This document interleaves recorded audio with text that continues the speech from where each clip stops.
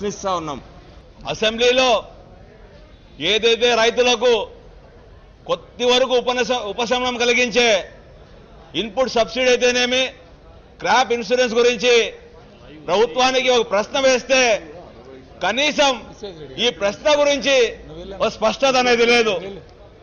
ఈరోజు రాష్ట్రంలోని రైతన్నలు ఏ విధంగా అవస్థలు పడుతున్నారు, అదేవిధంగా ఈరోజు రాష్ట్ర వ్యాప్తంగా దేశంలోనే అతి తక్కువ వర్షపాతమైన జిల్లాలో ఎడారి జిల్లా అయిన రెండో జిల్లా అనంతపురం జిల్లాకు ముఖ్యమంత్రి గారు ఎప్పుడు చూసినా ఎక్కడ చూసినా వరాలు కురిపిస్తాను, అనంతపురం జిల్లాను ప్రత్యేకంగా ఆదుకుంటాను అని చెప్పి చెప్తుంటారు. మేమందరూ సంతోషపడుతున్నాం, మా జిల్లాకు ఈ విధంగా ఆదుకుంటారని చెప్పి గర్వపడుతున్నాం.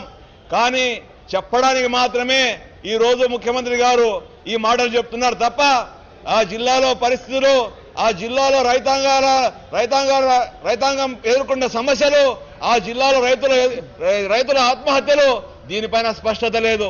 మేము ఒకటే కోరుకుంటున్నాం, 2013-14 సంబంధించిన ఇన్పుట్ సబ్సిడీ దాదాపు 674 కోట్ల రూపాయలు చెల్లించాలని చెప్పి దాదాపు సంవత్సరం నుండి రైతులు ఎదురు చూస్తున్నారు.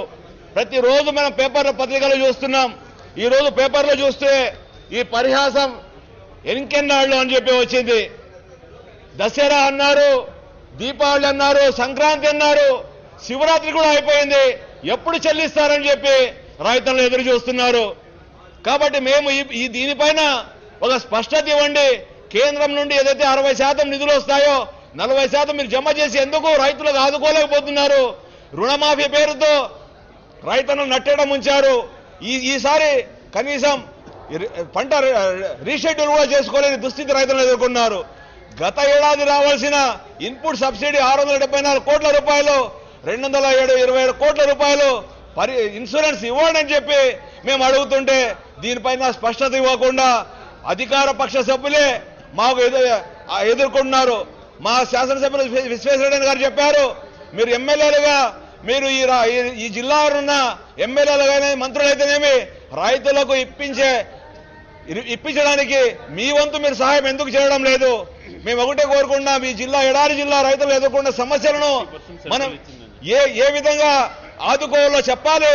60% సబ్సిడీ ఇచ్చిన సెంట్రల్ కి మీరు ఎందుకు మ్యాచింగ్ గ్రాంట్ 40% ఇచ్చి రైతులను ఆదుకోలేకపోతున్నారో స్పష్టంగా చెప్పండి.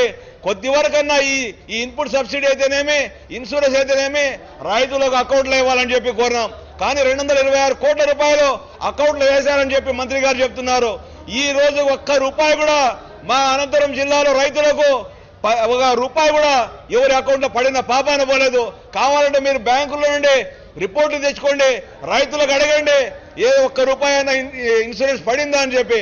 కాబట్టి దీనిపై స్పష్టంగా మాట్లాడడానికి మా నాయకుడు జగన్మోహన్ రెడ్డి గారిని నిలబడితే మైక్ కట్ చేయడం, మాట్లాడే అవకాశం ఇవ్వకపోవడం, దీని నిరసనగానే మేము ఈ రోజు రైతుల పక్షాన్ని నిలబడి రైతులు ఎదుర్కొన్న సమస్యల పట్ల మాట్లాడడానికి మేము వచ్చాం.